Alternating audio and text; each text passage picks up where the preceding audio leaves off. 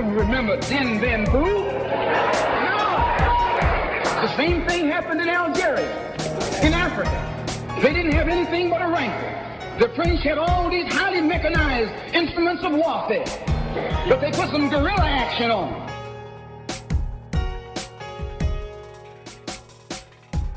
Hello and welcome to Guerrilla History, the podcast that acts as a reconnaissance report of global proletarian history and aims to use the lessons of history to analyze the present. I'm one of your co-hosts, Henry Hakamaki, joined as usual by my usual co-host, Professor Adnan Hussain, who's a historian and director of the School of Religion at Queen's University in Ontario, Canada. Hello, Adnan. How are you doing today?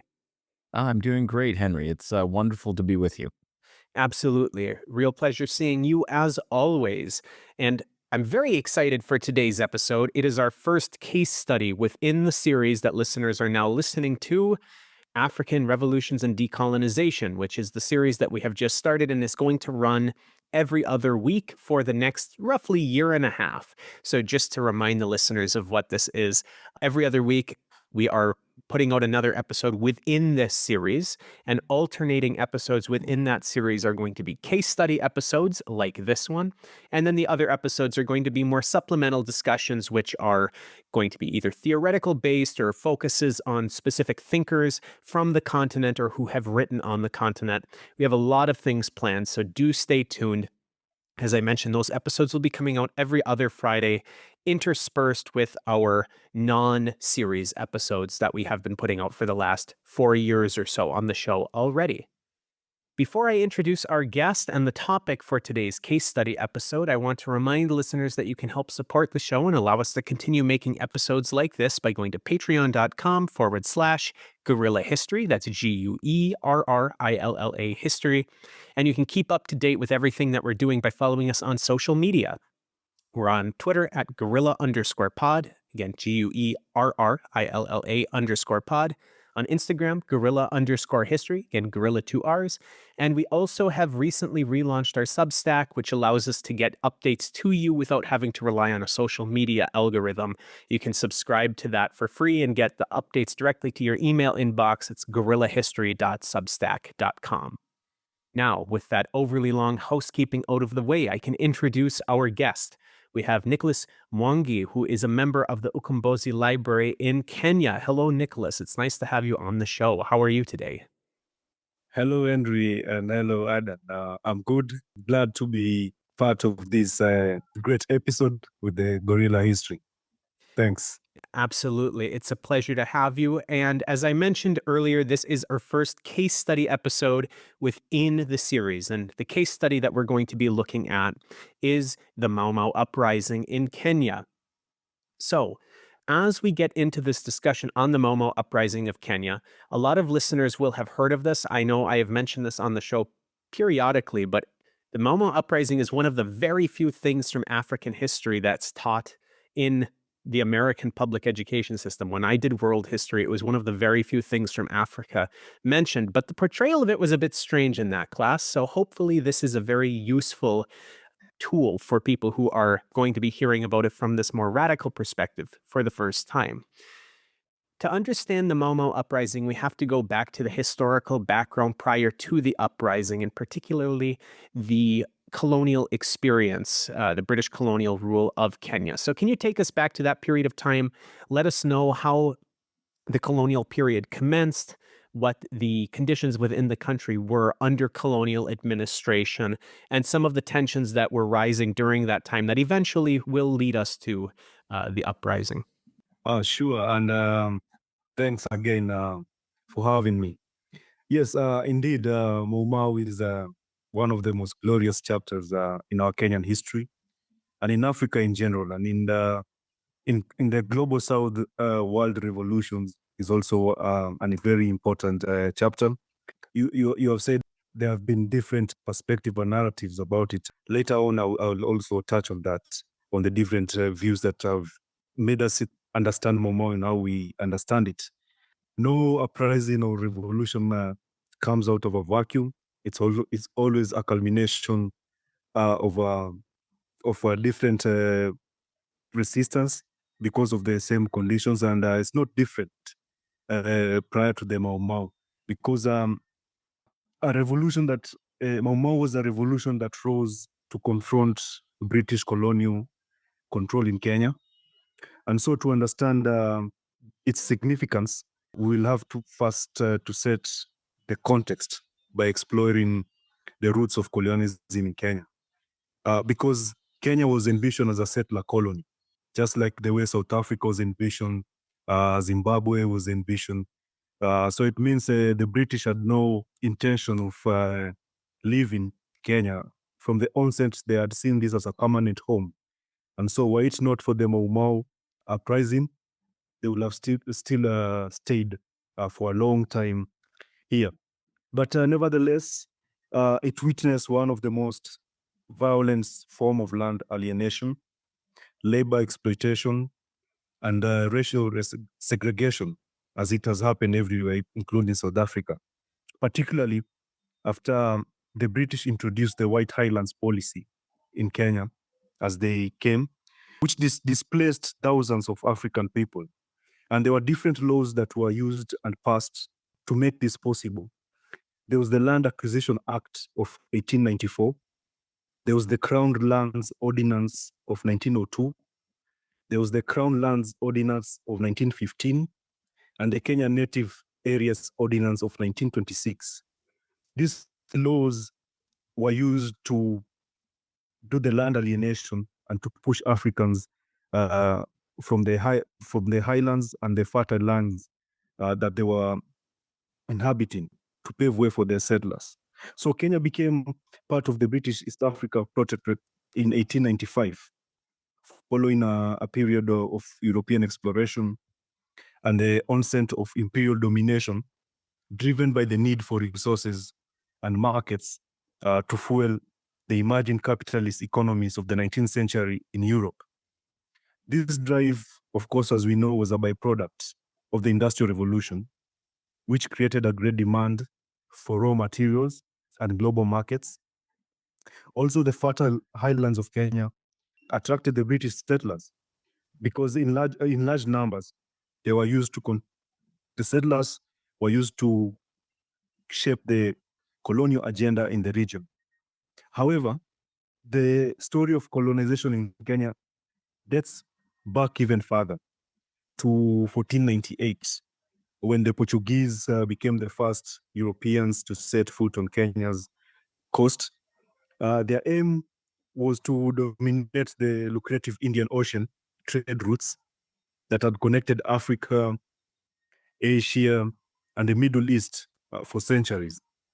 So you'll have the key coastal cities such as Mombasa and Malindi, which became their focal points for their efforts and area of operation. For instance, you'll have around 1593, when the Portuguese constructed Fort Jesus in Mombasa. For those who come to Kenya and go to the coast, the Fort Jesus is now a tourist attraction. And but then it was constructed to be a formidable structure designed to protect Portuguese against both local African resistance and their rival European powers, especially the Arab. But despite their technological advantages, especially naval and military power they had, the Portuguese faced continuous resistance from local communities, including from the like of Mijikenda, Swahili states, and the Omani Arabs in the coastal area in Kenya. So their control remained contested all through. And by the late 17th century, a coalition of African and Omani forces were successfully expelled the Portuguese from the coast. And so this marked the end of Portuguese dominance in Kenya and paved the way for new colonial interests. So leading to the formal colonization of Kenya, which gained momentum after the infamous Berlin Conference of 1884-95. Just Yes. one very small follow-up here, which is you're talking about all of these colonial interests that are looking into Kenya. So first it was the Portuguese, and of course, then after the Berlin Conference, we're going to eventually talk about British colonialism. What were some of the resources that they were particularly focused on in Kenya at this time? So, they weren't just looking at land for land's sake. They're also looking at the materials that are present there in order to expand their colonial economic system as well. Yes, sure. Raw materials was very key for the Portuguese, especially cotton was a key material that they were after, and many other that they picked from the coastal area. Yeah, and of course leading to the formal colonization after the infamous Berlin Conference, which made way for the British colonization or entry in Kenya or East Africa. As we know, it was convened by European powers under the leadership of Otto von Bismarck, the German chancellor. It institutionalized the scramble for Africa. The conference partitioned the continent, as we know. Important to note is how it's also disregarded the social, political, and cultural boundaries of African societies. We also know that these divisions were driven by the competitive dynamics of imperialism. So you have Britain, France, Germany, and Portugal among the key players in the reorganization. And apart from French, the other three they had presence in East Africa. So following that conference, the British solidified its claim in East Africa. Uganda was declared a British protectorate in 1894, which allowed Britain to control the source of River Nile and secure its interest in Egypt and the Suez Canal, of course. So the following year, in 1895, Kenya was declared a British East Africa protectorate. Both were integral to Britain's imperial strategy, both Uganda and Kenya. So Uganda, of course, as I had mentioned, offered strategic control over the Nile, while Kenya fertile lands and central location made it a hub for settler agriculture and a key transit point for trade routes that link the Indian Ocean and the African interior. It is also important to mention a very significant infrastructure that changed everything for the colonization in East Africa, and that is the construction of the Kenya-Uganda Railway between 1896 and 1901. While you realize, while apologists for colonialism often portray this railway as a tool for development, and for those who go through school, even here in Kenya, they're always reminded of how it was such an important infrastructure for us. And later on, I think I'll mention, some of the so-called benefits of colonialism that I always mention. So this is one of those infrastructures that are mentioned. But in reality, its primary purpose was to facilitate the extraction and export of resources while reinforcing British control over the region and the Nile. So the railway connected Kenya's interior to the coast, and it enabled the efficient movement of goods and resources. But it also was used along the Nile path too. So the construction of the railway was also a monumental task. It's important to know because it required immense labor, much of which was forced or coerced. Thousands of laborers, primarily from India, were brought to build the railway under harsh conditions. So, and for indigenous Africans, the railway accelerated land alienation. It didn't slow; it accelerated that process as the highlands were expropriated for European settlers.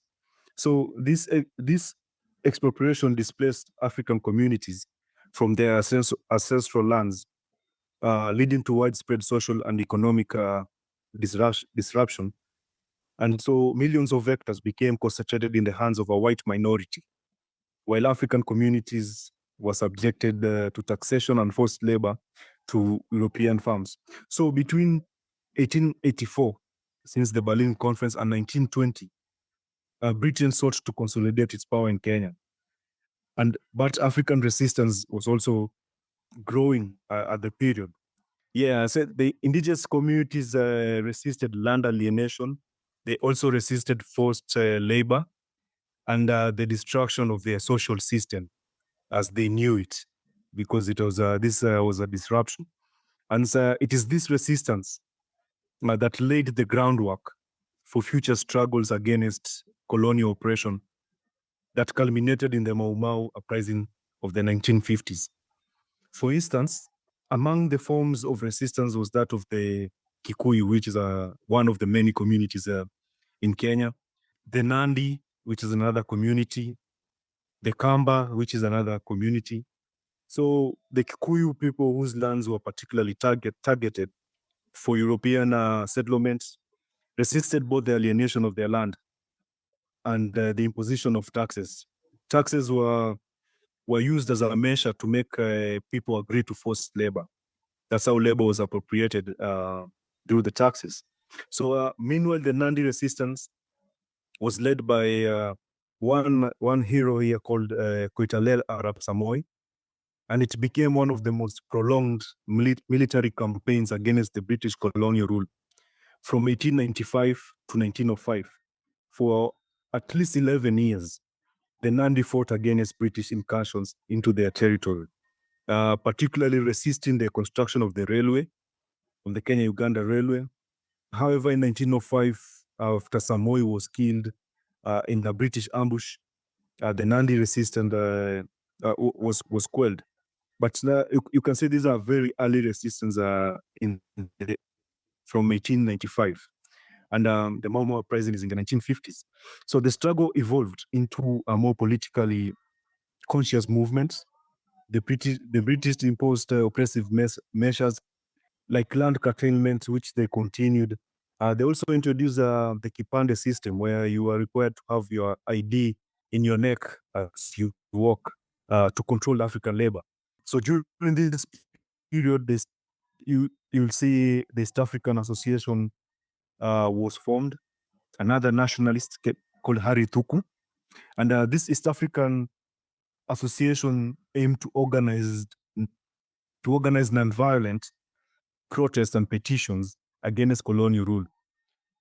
However, the British always responded with violence, and which included banning the East African Association and arresting its leaders. The arrest of Harry Tuku, it's important to mention, led to mass protests in the 1920s, during which unarmed demonstrators were shot at by colonial forces, including British settlers. The violence resulted in many deaths, injuries, including a prominent leader woman who was called Budoni Nyanjiru, who mobilized that group to go and demand that Harry Tuku be freed. And this was in 1922. Over 100 people were killed. The massacre was so horrendous that it caught the attention,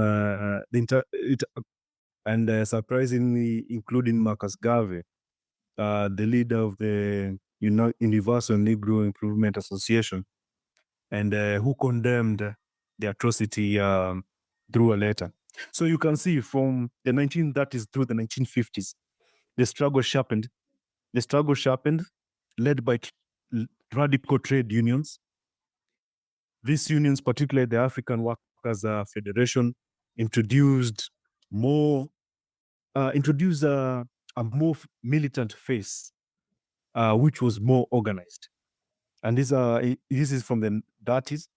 And their efforts helped to forge an alliance between workers and peasants who had historically been marginalized in the colonial order. So this solidarity made it harder for the British colonialists to maintain control as the way they were doing, because now there were more organized militant disruption. And so the African Workers Federation led a significant strikes all that period, with a wave of labor unrest between 1940 and 1946. So among these strikes, there are two that stand out. There is the 1947 strike, led by the African Workers Federation, and the general strike of 1950, organized by the East African Trade Union Congress. You know this, the East African Trade Union Congress was led by Makan Singh, an important figure then, a communist then, and an important figure for the left then, and also the contemporary left. So the general strike of 1950 was involved over 100,000 workers. This strike greatly tested the colonial economy, and it marked the culmination of years of industrial action and demonstrated the growing discontent among the Kenyan people with colonial rule. So the strike also brought together workers across industries, gained support from ordinary people, and ultimately became a potent symbol of the synergy between the trade union movement and the struggle for national independence. And so it was the trade union movement that gave the ideological backbone for the Mau Mau movement, because it is the trade union movement that worked with the Kenyan African Union and within the Kenyan African Union, there were two sides. There was the conservative side and the radical side. So the radical side worked with the trade union, including Makan Singh, Shega Kibashia, Fred Kubai. These were leaders. They advocated for armed struggle as negotiations and constitutionalism was not leading to the way. So the Mau Mau or Kenya Land and Freedom Army uprising represented a culmination of previous struggles and resistance that had happened, leading to its uprising. And so it became one of the most significant stage of Kenyan's anti-colonial struggle. But there's that long line from the 1890s. Well, that's a fantastic account of the pre-Mau Mau rebellion and revolutionary history. It was surveying the colonial period. That was really excellent and full of all kinds of very interesting points to consider. One that I wanted to ask you a little bit more about is particularly because you talked about how some of these infrastructure, so-called development projects like building the railroad, ended up bringing in a lot of imported labor under very severe and dependent conditions that incubated labor unrest. And because you were mentioning that these two major strikes in the immediate period around, in and around World War II and its immediate aftermath, were very crucial in incubating a larger, more organized, and more radical resistance. I wondered how you would explain and describe the different factors that are coming together into this major revolt, because it seems to me you have a coalition that emerges between those who are workers, wage laborers on these projects or in other, areas of colonial sponsored investment and industries. And then you also have the settler colonial context of land dispossession, where peasants are being forced, off their land or to become workers, on others, in land that may have once been theirs or their communities, and now they are being forced. And that's a process that maybe is worth talking a little bit more, how taxation.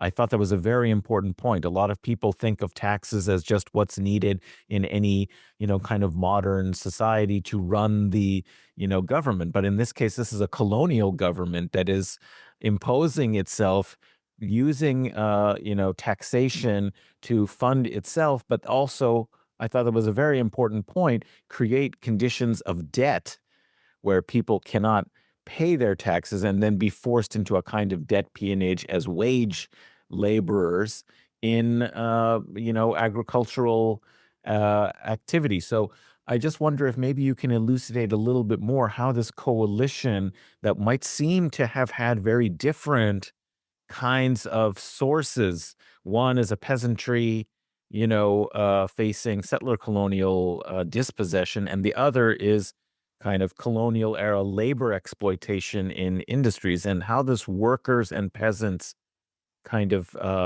coalition really actually coalesced. I think that would be it's a very interesting story there, actually. Yeah, for sure, for sure. And as you've mentioned, even at this period in the 1940s, the grievances almost remain the same, but the conditions have changed. The players have changed. So taxation was still there. Land dispossession was at the heart of that struggle. So it is still there. It is still there. But then in the 1940s, after World War II, you have this group that is coming out of World War II, coming back to Kenya, group of Africans, which included, the leader of Mau Mau, Field Marshal Dedan Kimathi. He was part of those who went for that World War II. And they were given promises of how they would be embraced when they come back. So, of course, this was never honored. And so you find them coming to the towns and the urban centers and forming the urban poor. And so you'll have this class of the urban poor because they are discriminated. There's racial segregation. So they're not able to get jobs to survive. So within the urban center, there are still grievances. So within there are still grievances. Then outside the urban center, you'll have the peasants who were experiencing serious land dispossession. So that was a condition.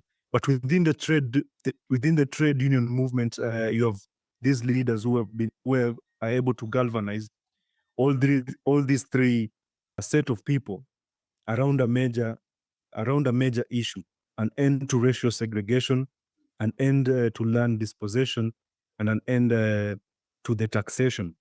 And these are issues that cut across these three components, because it is the trade union, the peasant, and the urban poor that become the force behind the Mau Mau once it begins. But the trade union had the power to mobilize, had very charismatic leaders who were able to galvanize and mobilize people across the sectors on shared grievances. So thank you so much for that survey of those conditions. Now that we've discussed the background conditions and context, we should probably move to how the uprising began. But before entering into that, something you said I thought was a very important point that I wanted to highlight a little bit more, which was the importance of veterans returning from service in World War II under the British colonial army. And we see that as a pattern across Africa. I mean, it is the French, Algerians, the Algerians who return from fighting with the French to free France from, Nazi control, that come back and are dissatisfied with the way in which they're still being treated as second-class citizens, as objects of racial apartheid and hate. And they end up being among the leaders that start the FLN. And it seems like a very similar kind of process of soldiers being a after World War II, being a galvanizing element and a militant element. I mean, they have fought for freedom. They have fought against racism, and then they return home and they're living in what may be just as much as an oppressive settler colonial system as Nazism was to the French, towards the British, towards the English, towards the Africans. So that's a very interesting pattern that we see as this new phase in revolutionary and decolonizing movements that occurs after World War II, partly because of the important experience that soldiers from colonial territories had serving in Europe. And when returning, they demand their rights, and it takes the struggle to another level. So actually, I mean, in 1945 in Algeria, there was the Sétif massacre, where there was demonstrations by exactly these returning soldiers and veterans of World War II. They were demanding their rights, and there was a huge massacre of them by the French colonial authorities. That is one of the events that absolutely transformed, into a revolutionary struggle in response. So maybe we should talk a little bit about what were the specific events and factors that lead to the beginning of the Mau Mau Uprising that brought together those forces that you were just speaking about. Yeah, for sure, for sure. Thanks. As I had mentioned before on some of the central issues, the Mau Mau Uprising was a response to decades of British control and occupation, of course, led by the land grabbing policies that were also pursued by British settlers in Kenya. So, driven by these grievances of peasants, workers, landless squatters, and the urban poor, the systemic dispossession and exploitation of land created this widespread condition and resentment, a strong resentment among the Kenyan people, particularly the Kikuyu, who saw the brunt of the alienation in a very large scale. But just as capital digs its own grave, as Marx will say, oppression definitely generates resistance in whatever society it found itself. So the harsh colonial conditions, the land expropriation, the forced labor, the taxation, the racial discrimination or segregation, produce that anger and grievances that fuel the desire for liberation. So years of negotiation and peaceful advocacy, as I had mentioned, primarily led by the Kenyan African Union, at this stage had proved ineffective. It was too slow. It was not going anywhere. So, and the colonial administration dismissed or delayed addressing African grievances, which further deepened that frustrations for the Kenyan people. So the decision to wage an armed struggle emerged as a necessity after other avenues showed little progress. Many avenues were utilized, attempted, but did not result in any major change for the people. So the Kenya Land and Freedom Army, or the Mau Mau, galvanized the same people who were disappointed, the workers, the peasants, and the communities, to take up arms against the British rule. Their aim was to reclaim land, which was at the heart of this struggle, and secure freedom, equality, and justice for the Kenyan people. The rebellion became a shift from that passive resistance to direct confrontation with the colonial British. I've also used Mau Mau and Kenya Land and Freedom Army interchangeably, and you might ask, because that has also been a point of debate, Mau Mau and the KLFA, and it is important to discuss or see the origin of this name. And there are several narratives and myths on this. And briefly, I'll just touch on maybe one or two narratives. So there's one of the most popular interpretations of the name is that Mau Mau is an acronym for the Kiswahili phrase Mzungu ende Ulaya, Mwafrika apate uhuru, which in English is let the white man go back to Europe so that the African can gain independence. However, surviving members of the movement, including one called Bildad Kagia, who is also is an important figure in post-colonial Kenya and during the trade union movement, said the words, Mau Mau words have no meaning, and that it disputed the interpretation, asserting that it had no specific meaning in Kiswahili or any other language. Then you have those that are associated with the mountains, and there are scholars that suggest that the name derives from the mountains bordering the Rift Valley, such as the Aberdare and the Mbao forests, where freedom fighters found refuge and inspiration for their revolt, because that's where they used to stay or that's where they used to wage their war and strategies in those forests. Then you'll have another narrative that the name could have emerged out of an accidental code. There's one book by J.M. Kariuki, another politician in post-colonial Kenya, and he wrote his book called Mau Mau Detainee, giving his experiences during detention. And he recounts an incident in Naivasha where the term Mau Mau might have originated during an oath-taking ceremony. And he says that a guard shouted Mau Mau to signal the approach of the police, enabling the participants to escape.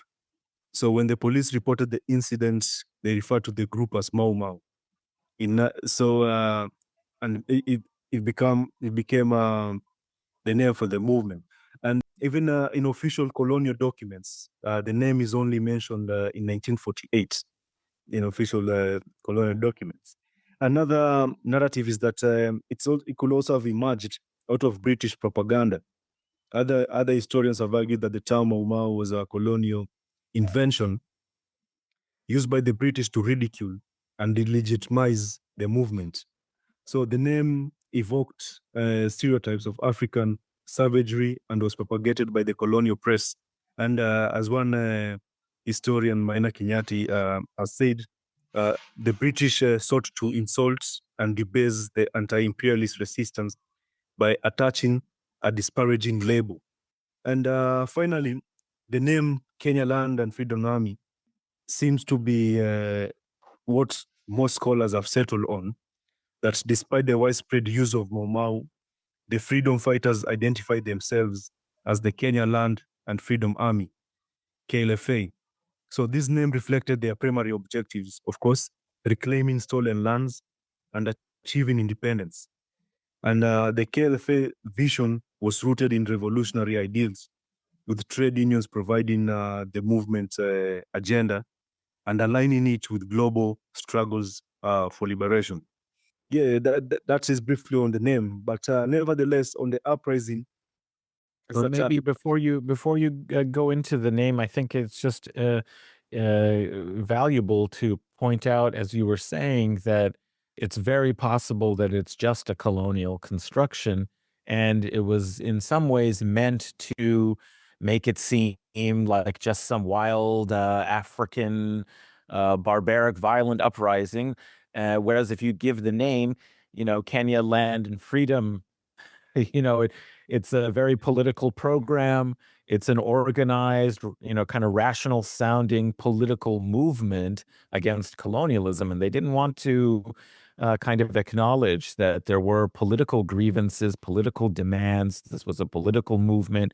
They simply wanted to characterize and portray that this is kind of savage, kind of attempts to just kill the whites, sort of thing. So I think you're absolutely right to have looked at some of the ways in which the name may have been developed, invented, or portrayed, because that's certainly the way it was promoted. And we, mentioned that at the very beginning. Henry mentioned that it was just to add in on that, Adnan, incorporated in his history book in a certain way. Yeah. And just to add in on that specific point, I recall now, I mean, the reason I always bring up Mau Mau when we have these discussions of how things are portrayed in the imperialist core's history education for, children, which is essentially indoctrination of colonial and imperialist narratives. I always think of the Mau Mau example because when we were talking about attempts at decolonization on the continent, successful or otherwise, it really is one of the few examples that's given in those books, and it is portrayed in a very specific way.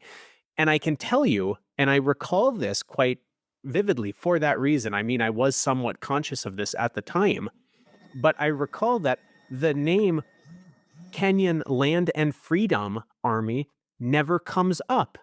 The phrase land and freedom is never mentioned in that education. It is always just the colonially constructed name. You never hear the phrase land and freedom. And so what we perhaps can understand from this is that colonial construction and the narrative surrounding it actually is perpetuated through generations up through at least when I was in school, which wasn't all that long ago. I mean, I was doing that education 15 years ago, and it was still, portrayed in that specific way. And again, land and freedom, that phrase never comes up in the discussion of Mau Mau. It's still utilizing that same kind of narrative that was being perpetuated at the time back in 1952. So interesting, nevertheless, just to add on to that. Yes. Nicholas, we interrupted you. You were about to tell us the more important point, which is what happened in the in the uprising. So we should tell you. No, for sure. Now it's important. The interventions are very important. Yeah, because and maybe to Henry's point, reason why it's still portrayed the way it is portrayed, and you never hear land and freedom, even here in Kenya. If you study, you never hear, because the same grievances have not gone away. At the heart of this fight was the land question, which in Kenya was never resolved at all. If you reference Mau Mau, it invokes that question. Yeah, but nevertheless, I'll go back to my point and say, so I'd mentioned the second trade union, which was the trade union strike of 1950. It was that the strike was so important. It reflected where the mood was heading towards the fight for independence, because 2 years later, in 1952, is when we have the state of emergency. And it is the state of emergency that now the Mau Mau movement emerged strongly. Somehow they are caught off guard. They are still preparing, but the British colonial regime, sensing that something is being organized, declared a state of emergency. And so we have Kimathi and his comrades and cadres heading straight to the forest, preparing for this war. So I'll say that it officially escalated in October 1952, following the declaration of the state of emergency. This is because initially there was a rise of attacks by Mau Mau fighters against settlers, colonial installations, and loyalist Africans who were called home guards. These were Africans who collaborated with the British, with the colonial regime, because here there was the indirect system that British used. So it embraced some of the Africans, some with education, to enable them to continue the colonial entrenchment. So, but this marked a shift in the liberation struggle as Mau Mau transitioned from preparation to active resistance. And if we look at the initial attacks and the guerrilla tactics, you'll have that Mau Mau fighters operating from the dense forests of Aberdare and Mount Kenya launched targeted assaults on key colonial structures, and individuals collaborated with the British administration. So the initial strikes was due to the urgency of acquiring weapons through raids and improvising homemade firearms to sustain the armed struggle. So from 1952, they are raiding a colonial police station to get weapons. They are also manufacturing their homemade guns and other weapons. And so, nevertheless, despite their abrupt shift to armed conflicts, you find that the movement quickly adapted to the demands of guerrilla warfare. So part of the strategy also included education and mobilization. And you can see all that during that period, their efforts directed enlightening and raising the consciousness of many Kenyans in trying to unite them against the British colonial rule. Another thing that is used during this period is the oathing as a traditional pledge of commitment. People are required to take oath in the Mau Mau struggle. It served as a powerful tool to bind individuals to the cause, and foster collective solidarity.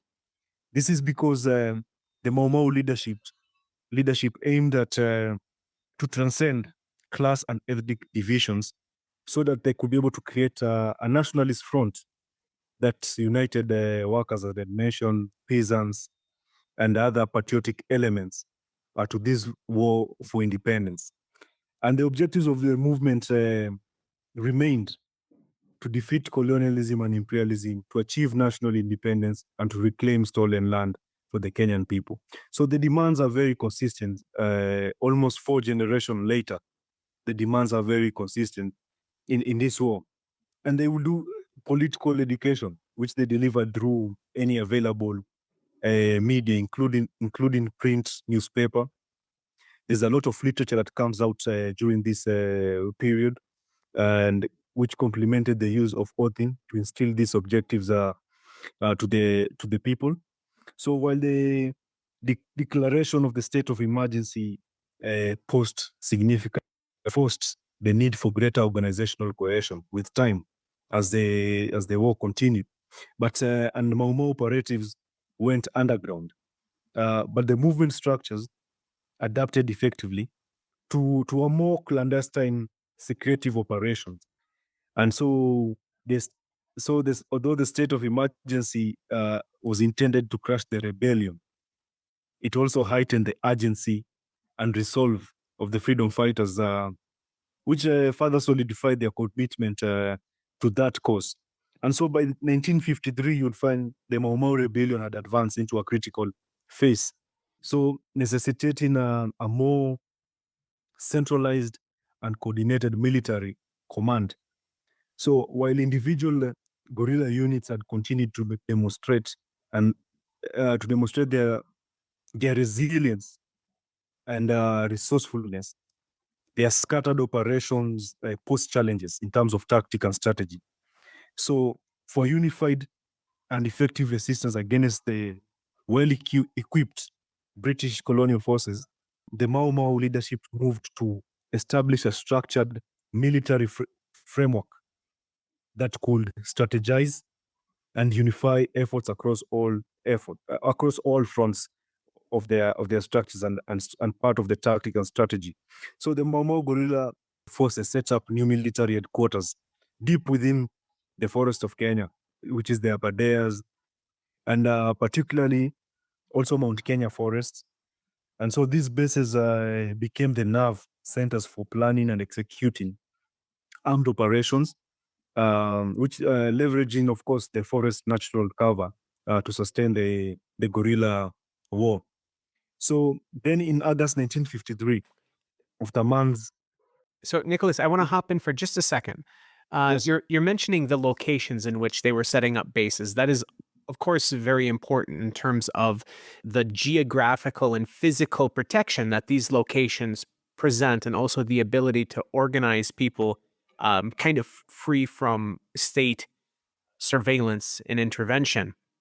But also at the same time, and this is just to try to lead you into this next part of the conversation, the targets in which they were choosing and the way that they chose targets was also very important at this time because, as you mentioned, they are not particularly well equipped. They are only just starting to form their structure, their way of planning at this time, but they are already taking on actions in this very early phase of the uprising, 1952, 53, 54.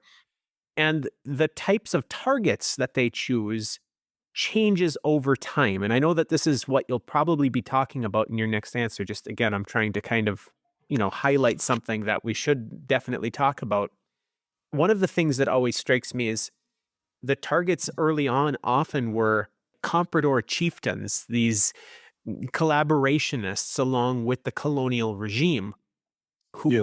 were chiefs of the area. And that is also quite significant to me because, I'm sure you have much more to say on this than I do. It's significant for a few reasons. One is since these individuals are not part of the state themselves in terms of the formal colonial apparatus, they are, in my mind, and perhaps you have something that you can share on this, a little bit easier to target than going directly after the colonial apparatus itself, but also because these comprador collaborationist chieftains that were being targeted, particularly in the early phases of the uprising, still have, because of their ties to the community, despite the fact that they're compradors and collaborationists with the colonial entity, they still have those ties with the community and have some legitimacy in the minds of people who perhaps aren't as conscious of the ties between the chieftains and the state.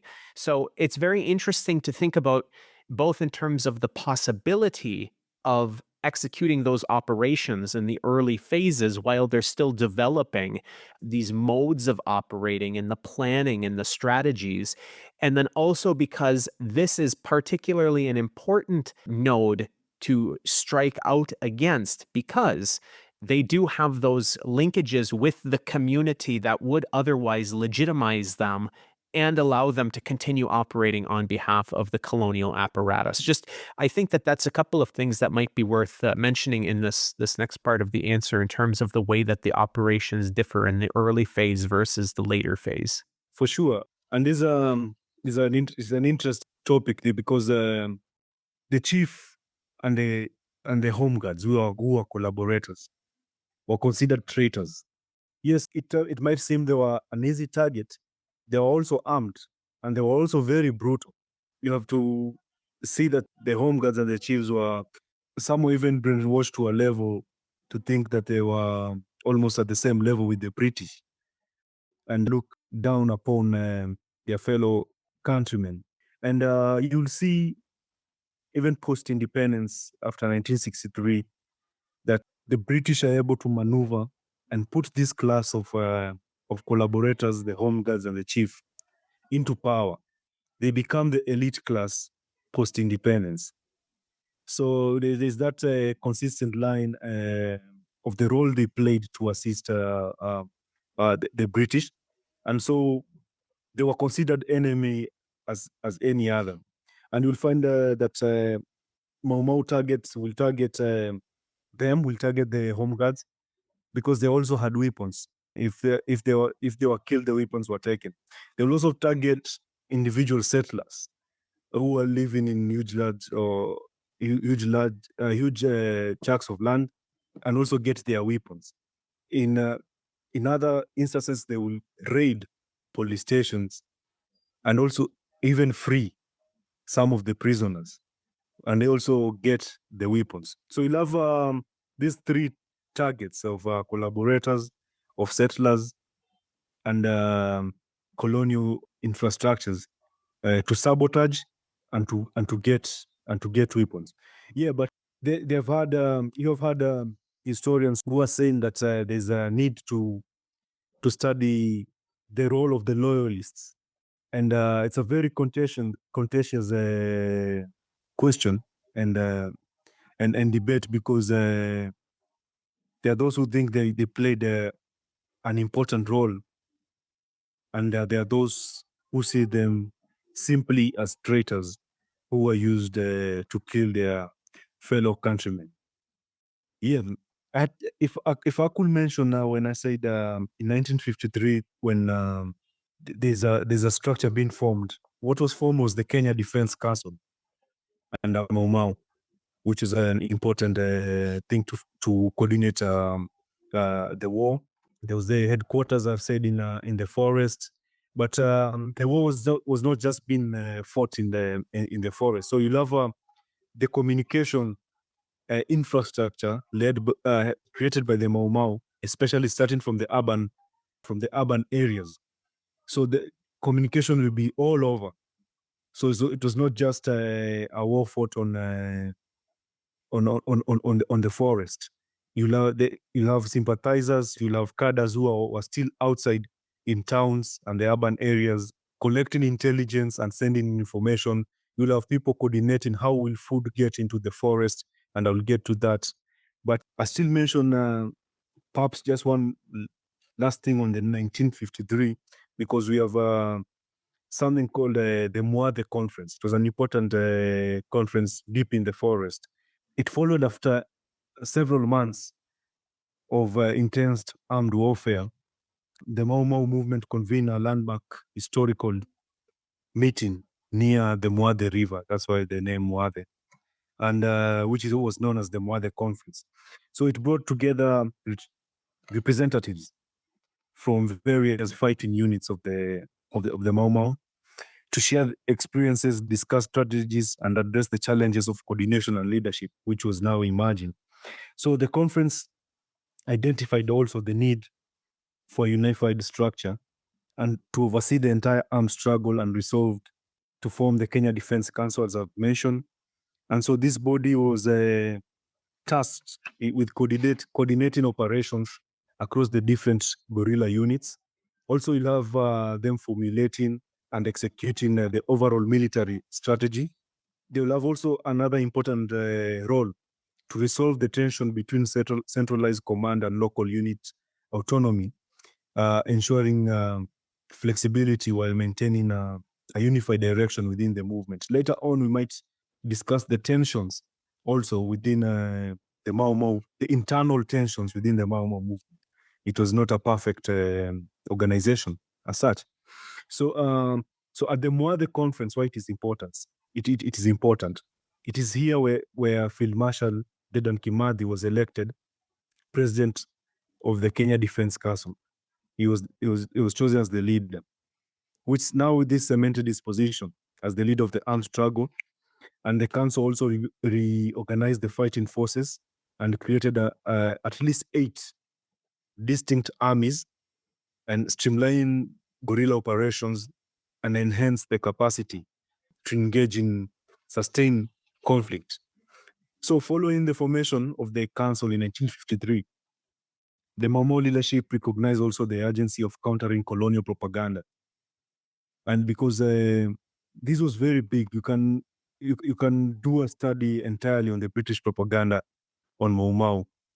And that is because it was meant to delegitimize the Mau Mau rebellion, discredit its objectives, and to weaken its support among the general Kenyan population.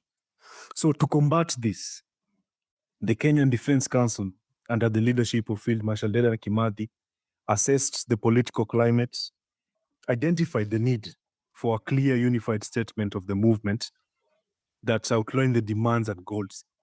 So this led to the publication of the Kimathi Charter, a manifesto that articulated the vision, grievances, and aspiration of the Mau Mau movement and the Kenyan people.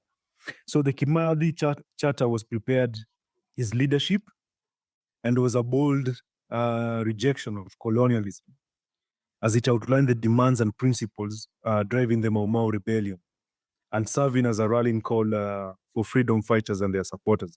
So it had many demands, it had many principles, but among the key will be opposition to foreign imposed laws, unjust imprisonment, and the criminalization of the Mau Mau.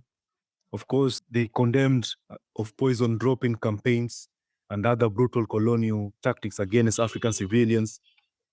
Of course, you'll have them rejecting the label that they are a terrorist movement and insisting on being recognized as freedom fighters demanding legitimate rights. So that is the Kimathi Charter, which was key. Then you'll have, by 1954, you'll have the Mau Mau armed resistance reaching a critical juncture. So here you have the movement that has gained considerable ground against the British colonial forces. It faces internal challenges and structural inefficiencies at times. So the Kenya Defense Council, which had been instrumental in coordinating military and political strategies, was found to be unwieldy because of its size and democratic structure. So though reflective of movement ideals, it was said it hindered decision-making and operational efficiency during wartime.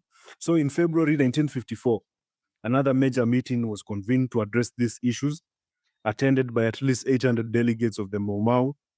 It marked a turning point for them because the outcome of the meeting was the replacement of the Kenya Defense Council with a new governing body, which was called the Kenyan Parliament.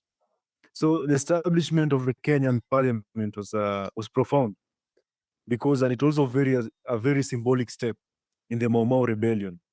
It represented the first legitimate African government of Kenya, asserting the movement vision for self-governance and independence. So it is this parliament formation that also came up with several objectives. And one was to say, was that while the armed struggle remains central, political leadership will be prioritized to emphasize the national and inclusive nature of the freedom movement. The other part will be ensuring all Kenyan communities had a voice in the decision-making process to strengthen the unity and the national charter of the rebellion. So the parliament assumed authority over areas under Mau Mau control, implementing governance structures to serve its people. So it is also here that Kimathi, it was also during this meeting that Dedan Kimathi was elected the first prime minister of the Kenya parliament. So this is still in 54. And Kimathi leadership reflected his ability to unify the political and military wings of the struggle, while inspiring both the fighters in the forest and civilians and supporters in the streets and the urban towns. So under his leadership, the Kenya Parliament was able to formulate strategic offensive plans, asserted legitimacy, because as a governing body, it symbolized the rejection of colonial rule and the establishment of an African-led government in Kenya. So you'll have people saying Dedan Kimathi was the first Kenyan prime minister. Now, of course, it will be contested because this is not 1963. Yeah, but yeah, it happened. They did symbolize such. And so the events of in 1954 were key to come, were key. The final, well, just a moment. The events of 1954 in Kenya were herald of the events to come in other colonies, because the final independence from colonialism, as a result, as we know, it was out of fierce struggles in the entire Africa. There are key battles in the Mau Mau struggle, and Henry, you had asked why they targeted the chiefs, and the other battles that they also launched. There were numerous battles that they launched and won, but I can give two examples, some which were also captured by a historian, Maino Akinyati, and he says there's a battle of Naivasha. Naivasha is a part here in Kenya on March the 2nd, 1953. And the Battle of Naivasha was a critical confrontation in the early stages of the Mau Mau War.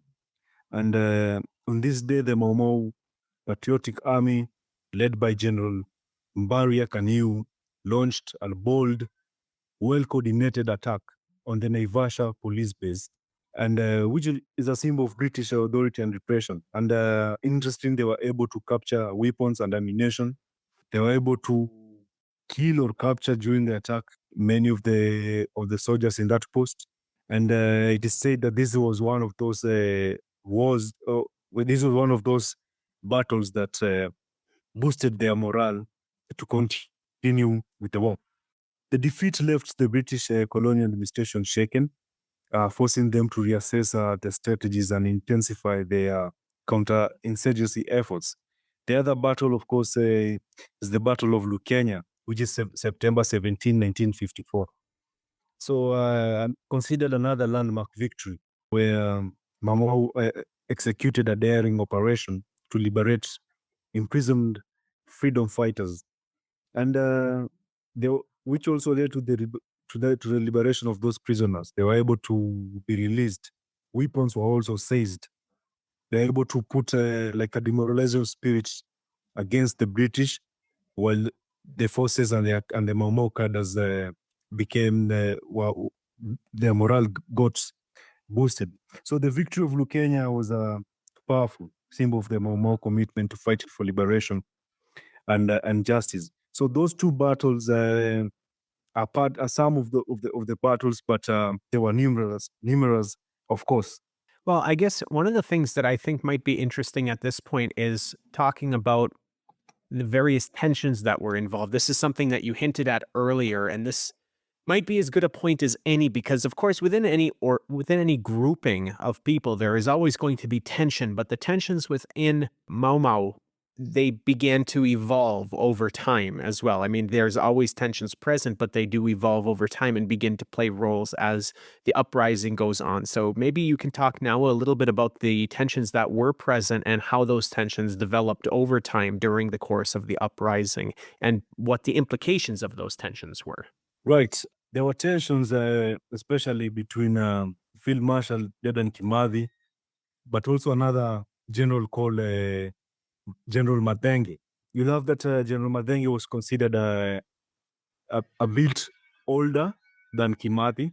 And at first, he was the one leading the forces in the forest. He had his own battalion. It is said there was always tension between the two leaders. They had to have a conference, an elective conference, where cadres of the Mau Mau had to select who was going to be their leader. Kimathi was selected. Part of the thing that they say about General Matenge, I don't know if it is propaganda or anything. They would say they compared the level of education between the two leaders. They were comparing the level of education between the two, and they would say, Dedan Kimathi was a primary school teacher before he went to the World War II. But he was also a mobilizer. He was also very charismatic. He was also writing letters, communicating to other battalions. So out of this conference, he was elected to be the field marshal to lead the movement. So General Madenge left with his own battalion. To date, nobody knows what happened to General Madenge. It is said that he might have went to Ethiopia with his because he had his own followers within the Mau Mau. Some say that he might have been killed on his way to Ethiopia. Some say he might have been captured. But he's one of those leaders that people don't know his fate, what happened to him. But that was part of that tension that weakened the Mau Mau into two. And so you love such tension, but that's an example, especially at the top level of a field marshal.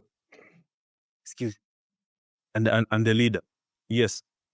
Yeah, that's helpful to know. I'm sure there are many, in any complex revolutionary movement, there are going to be all kinds of different perspectives, outlooks, personal tensions. And of course, those are often exploited. And, the colonial powers are looking to find ways that they can weaken, the opposition. And so, in fact, that actually makes me want to return and talk a little bit about the British colonial response in Kenya to counterinsurgency and the brutality of that, response, of the British response during the state of emergency and so on. And I think there's been a lot of contestation over this historically, whereas in British historiography and modern Western historiography, as we've already alluded, there was a portrayal of the Kenya Land and Freedom Army as, brutal and this, kind of savage, violent uprising and so on. But in fact, actually, that just occludes the systematic, widespread, and dramatically far more intense, obvious violence by the colonial authorities in the course of the counterinsurgency to suppress Kenyan national independence. And, there's been more recent historiography that probably goes back to things Kenyans always said about how terrible and brutal the British colonial forces were. So the interrogations and the torture, the concentration camps, and the many civilians who were rounded up and killed in various ways. So I'm wondering if maybe you can talk about, what happened, what the British colonial authorities did in their counterinsurgency and the various forms of oppression that they used to suppress the political aspirations of Kenyan people for exactly that, land and freedom. Sure, and perhaps to start with your last point on the propaganda. Propaganda and psychological warfare was a strategy that was launched by the British against the Mau Mau as a response to the uprising. So you'll have the British carrying out misinformation campaigns where they portrayed the Mau Mau as savage terrorists rather than freedom fighters. Of course, to make them look as a people with no agenda, probably a bunch of confused animals. Of course, Mau Mau image of dreadlocks didn't help in this case because that was very symbolic. They all had long dreadlocks. Of course, media will also be used in this propaganda. You'll have another aspect of them attempting to paint their uprising as a tribal conflict rather than a national liberation movement. So to distorting the movement's aims, agendas, and objectives, and creating this false narrative for both local and international audiences on what was happening here. Some of the propaganda that was used by one, I think his name is Cornfield. He developed this propaganda that Mau Mau was like a disease, and he says he studied the psychology, the Mau Mau, and this was like a disease. So, but yeah, to that they also had they launched a large scale military campaign to suppress that uprising. They built up military hardware where they had amassed weapons and mobilized troops, and also employed or used aerial bombardments, where a rare tactic in counter-insurgency at the time, and dropped very heavy bombs. You'll have the concentration and detention camps, as you've mentioned. The colonial government established a very vast network of detention camps countrywide, where thousands of Mau Mau supporters were held. They were tortured by every kind of method and forced also into hard labor. There was mass detentions and torture. Thousands of Kenyans were detained in inhumane conditions. Physical abuse was done to them, and psychological torture was very rampant. It is this the proving of this torture and the methods that made the Mau Mau veterans win their case in 2011 and 2012, and they were compensated. I don't know how much, but they were compensated, and physical abuse and torture were proven to be something that there was evidence for that. And you can look at books also like The History of the Hanged or The British Gulag, two books that concentrate very well on the concentration and detention camps and the torture that was used. You'll also have divide and rule tactics as a response to weaken the movement, fomenting tribal rivalries. The colonial regime encouraged animosity among different ethnic groups, particularly targeting the Kikuyu, Embu, and Meru communities, who are at the center of that resistance. They will also form loyalist alliances. The British armed and empowered loyal African collaborators, including whom I've named the Home Guards, to fight against the Mau Mau. So this created deep divisions that persisted long after independence, as I had mentioned, because you had this a bunch of Africans fighting each other, one working for the colonial British, and the other one fighting for freedom. So it created a very deep animosity. And so you'll have also that to contain this, Kenya African Union was also banned, which was the political arm of the nationalist movement. It was silenced, and so leaving no other legal platform for African presentation at that point. You'll also have, because one of the things in the War of Independence that was also done was the establishment of independent schools, independent African schools that were able to restore dignity to Africans in their culture, in their origin, because British colonialism had considered everything bad that was African, including culture. So you'll have schools that were closed. There are sources that says that over 62,000 students were deprived of education during this time, as independent schools, a symbol of African self-reliance, were shut down. So you'll also see an increased loss of basic freedoms. Basic rights like freedom of speech, assembly, and movement were eradicated under the emergency laws. So it continued to get worse. You'll also see extrajudicial killings that were happening. The British forces killed suspected Mau Mau members without trial, often targeting entire villages as a show of force. You'll have methods like a scorched earth policy of burning entire lands and animals to demoralize anyone participating in that war. You'll have Operation Anvil, for instance, a notorious campaign that was targeting Nairobi and resulted in mass arrests and detention in the name of cleansing the city of suspected Mau Mau sympathizers. So you could be detained or killed for sympathizing with the Mau Mau. So yes, those were the many methods were used to demoralize and were the response to that uprising, which was a high level of savagery. Well, and the high level of savagery for many reasons, one of which is just the sheer number of forces that the British brought in to try to put down this uprising. So by most estimates, there was over 55,000 soldiers that the British brought in at once, including the King's African Rifles, as well as these home guards of which you describe in terms of local collaborators.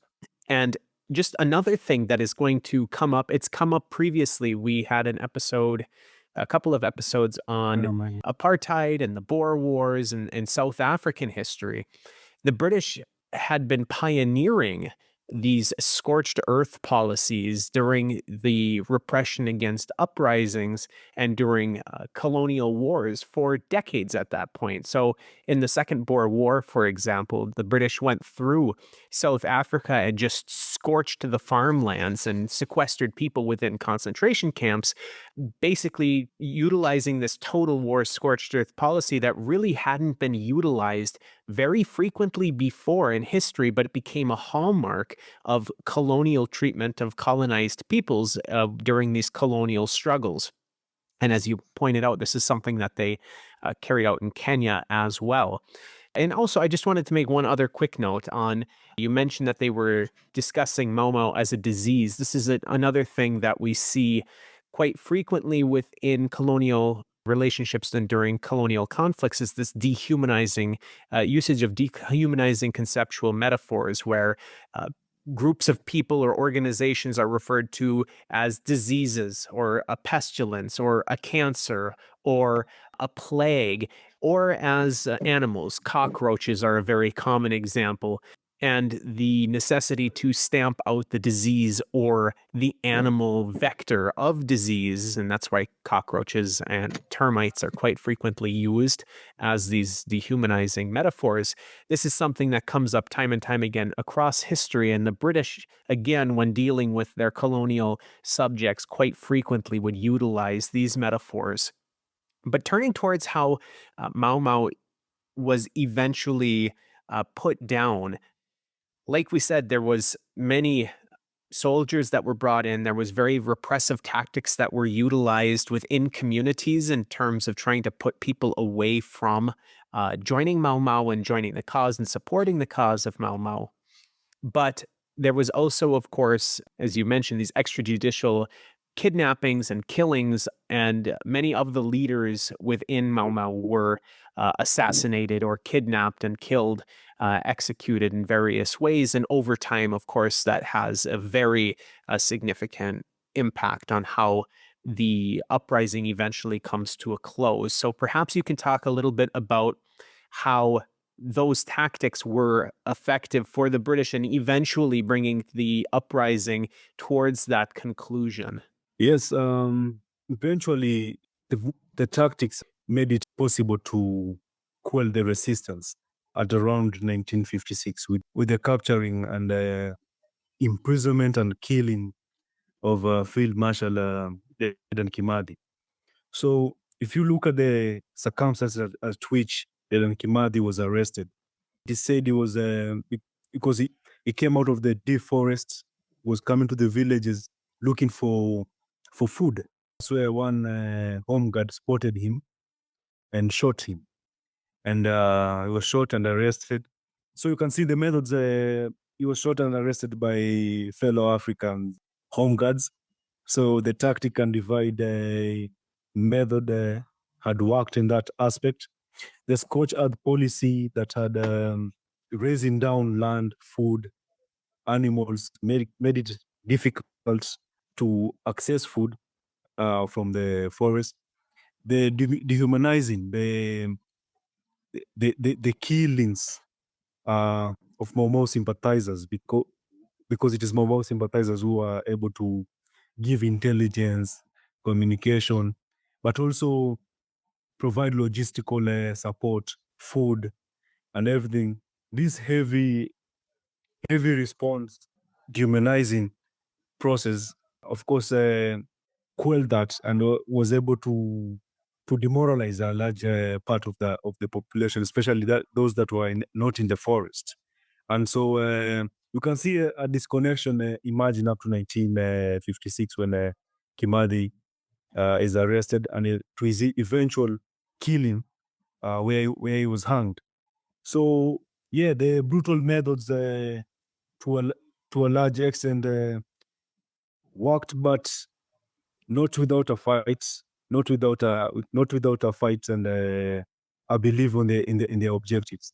Well, and when you say it worked, obviously, maybe there might have been techniques of such brutality and force used that it was possible to suppress open, organized uprising and rebellion. But of course, the very tactics that they used with these, the so-called pipeline, this gulag system of detention camps, the villagization program of resettling people, which is just another way of dispossessing them, but using security, rationale to dispossess people of their land and force them into concentration camps, and all the things that you mentioned about the brutality, the torture, the psychological warfare, all of these things, of course, created conditions where larger and larger parts of the population were being brutalized by colonial occupation, and of course, turning into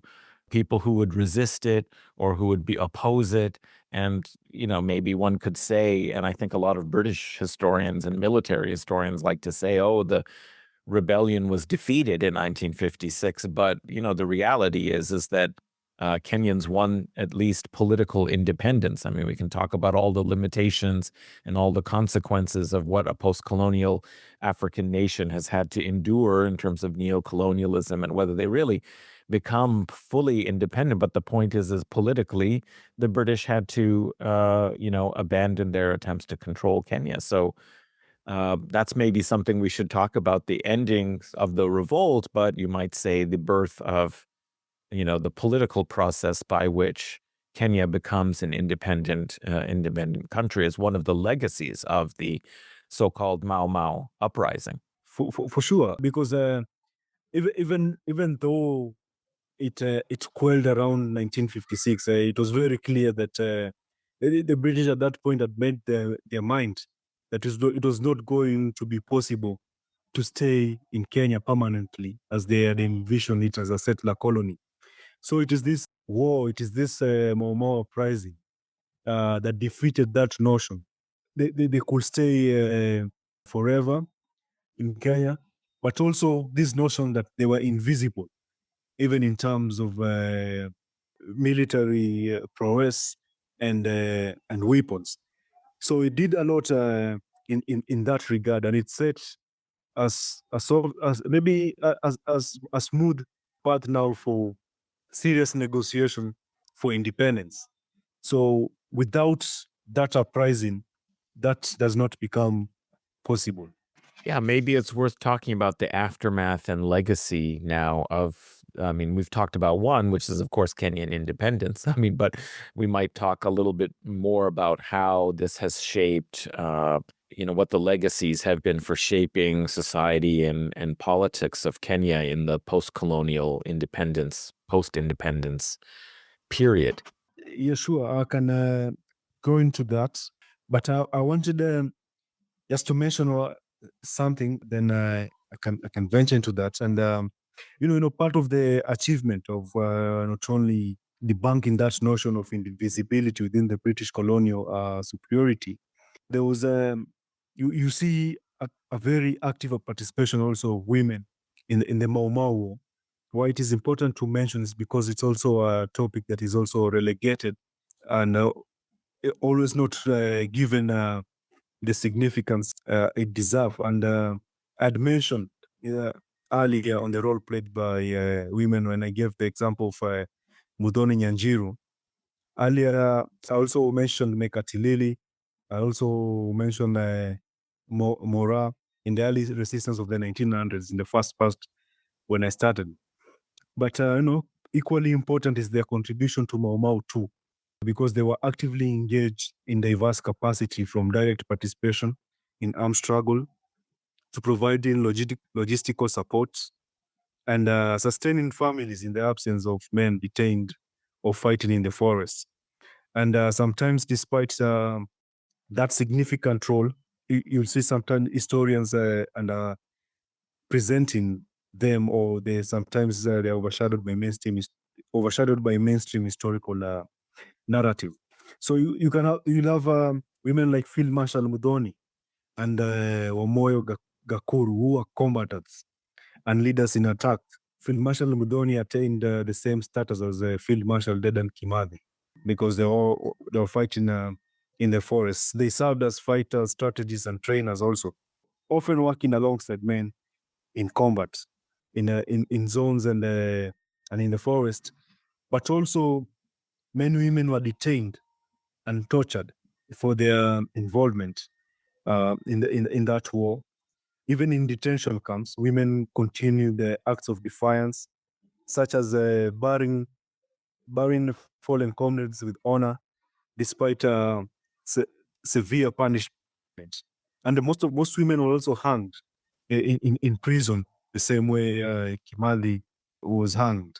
So you'll have also part of maybe key achievement that Mau Mau had and a legacy was that apart from shattering the myth of colonial invisibility and being the catalyst for independence, it was able to raise and articulate a revolutionary ideology that was rooted in anti-colonialism, anti-imperialism, and even anti-capitalism as the independence neared. That was key. Yeah, part of that success is also that there were also limited strategic success. I mentioned why the methods were successful, but going into the independence, we realized that the movement also led to significant loss of life and suffering, including the massacres of Mau Mau fighters and civilians, because there are reports that suggest that over 11,000 Mau Mau fighters were killed, and tens of thousands were detained in concentration camps and under horrific conditions. If you look at post-independence, many Mau Mau veterans were marginalized politically and economically. So the Kenya elite, and I had mentioned how the home guards were used and created by the British to be the Kenyan elite after 1963, took power and distanced themselves from the movement and its radical agenda, aligning instead with colonial structures and capitalist interests. So you'll have, instead of resolving the land question, which was at the heart of what the Mau Mau War was all about. You'll have them accepting a policy crafted by the British, policy called willing buyer, willing seller. So it was considered whoever has money to buy land, whoever is willing to sell land, to sell. But where is the money coming from? If you're just coming from the forest, you've been 7 years in the forest fighting for a land that was dispossessed from you, and you're supposed to purchase it. So that didn't happen. So the core grievances, that land redistribution, remain unaddressed after independence. So much of the land was retained by settler families or transferred to the emerging African elite, and leaving many freedom fighters landless. And that reality has been with us up to now, with a very large number of squatters. Yes. Just to add in, that's actually related to one of the points that I wanted to make in terms of failings of in the aftermath of Mau Mau, which is that Kenyatta led essentially a policy of forgive and forget after the Mau Mau uprising had ended and then independence was achieved. Once independence was achieved, essentially it was, okay, well, let bygones be bygones and we're going to forge ahead. But essentially what that does is it locks in some of those inequitable relationships that weren't overturned in the aftermath of independence itself. But additionally, it also leads to a lack of recognition and a lack of compensation in many ways for the fighters of the Mau Mau, the people who suffered over the course of years during this uprising, and then in the aftermath of independence didn't reap the rewards of the independence that their suffering, their toiling, their struggle had in many ways laid the groundwork for. They were not the ones who reaped the benefit. And this policy of forgive and forget that Kenyatta instituted after independence and carried on all the way through, it, not only locks in those inequitable relationships, but it leads to a complete lack of recognition and any sort of, benefit for those who did struggle in the movement. For sure, for sure. And even on your last point, even recognition, you note that during the colonial rule, Mau Mau was branded as a terrorist organization. This narrative persisted even in post-independence Kenya, where the government of Jomo Kenyatta sidelined the movement contribution to independence. The tag terrorist organization was only removed in 2003. So from 1963, all subsequent African governments referred to Mau Mau as a terrorist organization. So it was only in 2003 when that tag was removed. And yes, independence didn't result in significant changes in the economic structures of exploitation. The new African ruling class and the elite perpetuated just similar systems of oppression and inequality, betraying those revolutionary ideals of the Mau Mau. We had even Jomo Kenyatta writing a book, Suffering Without Bitterness, to your point. Then you'll have between 1961 and 1965, you'll know that the last generals of Mau Mau were killed by the Kenyatta government.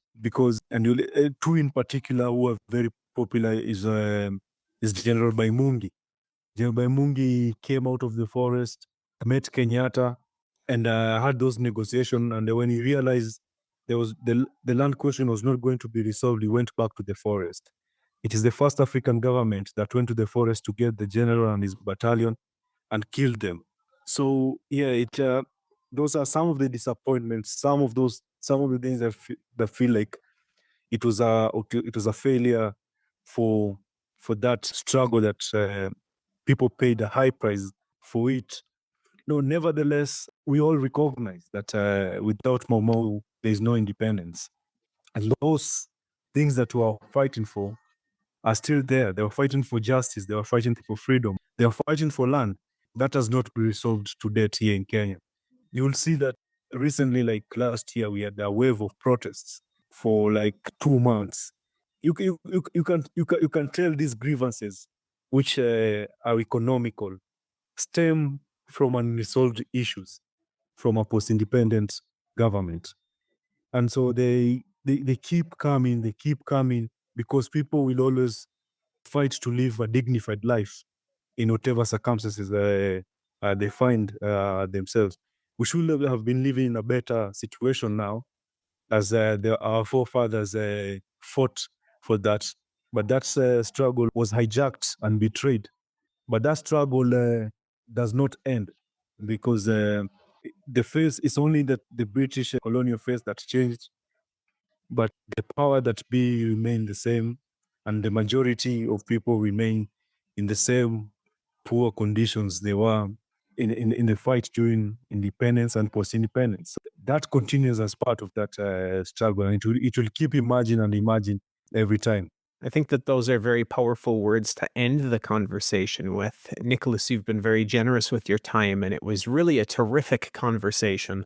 You really laid out that history for us, the implications of that history, and this is very much what we're hoping for with our subsequent case studies as well. You set the bar high for this series and the case studies within this series. So well done to you, comrade, and I hope that our listeners similarly found this episode useful and will engage with your work in the future as well. So, on that note, can you tell the listeners where they can find more of your work? I know you mentioned off the recording before we started that you also have a podcast that you are going to be getting a bit more active, and by the time this episode comes out, it might be a bit more active.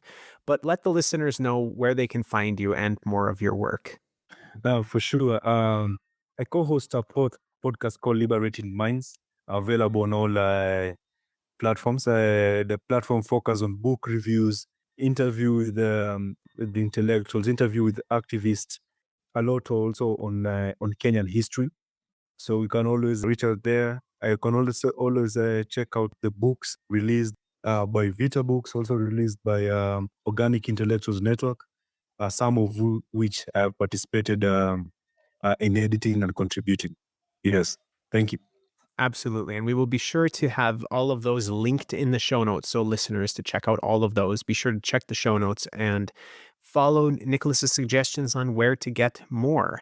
Adnan, how can the listeners find you and your other podcasts that, is kind of morphing shape? Yes, well, you can follow me on Twitter at Adnan A. Hussein, Husain, and you can subscribe and find the new podcast that is no longer just the Majlis, but it's just, Adnan Hussein. It'll be on YouTube and on all the usual platforms. By the time this episode is out, there should be an established channel with some content on it. So I encourage you to look for it on YouTube. Follow me on Twitter to hear about more, episodes and updates, where to find things. And of course, you can also go to my website, adnanhussein.org, and everything will be listed there. Yeah, And I just want to thank again, Nicholas, for a wonderful account of the Mau Mau and being patient to give us a very fulsome account of its history. And I do encourage listeners, those last words about the unresolved legacies of the struggle. There's been a lot that's been happening recently in Kenya. I encourage all of our listeners to follow Nicholas, some of those organizations that he's been, that he's mentioned, that he's a part of, to learn more about not only Kenyan history, but also ways in which we can be in solidarity with this struggle for land and freedom that continues on in Kenya. Yeah. So thank you, Nicholas, so much. Absolutely. As for me, listeners, you can find me on Twitter at Huck1995, HUCK1995. Reminder that you can help support the show and allow us to continue making episodes like this by going to patreon.com/Guerrilla History. That's GUERRILLA History. And keep up to date with everything that Adnan and I are doing individually and collectively by subscribing to the show on social media. We're on Twitter at Guerrilla_pod, GUERRILLA_pod. On Instagram, Guerrilla_history. Again, 2 R's in Guerrilla. And also, like I said, we've recently relaunched and gotten access to our Substack, where we're able to get you news and updates and announcements of upcoming things, as well as recent episodes. You can find that at guerrillahistory.substack.com. It's free, and it'll get notices directly to your email inbox. So, on that note, listeners, and until next time, solidarity.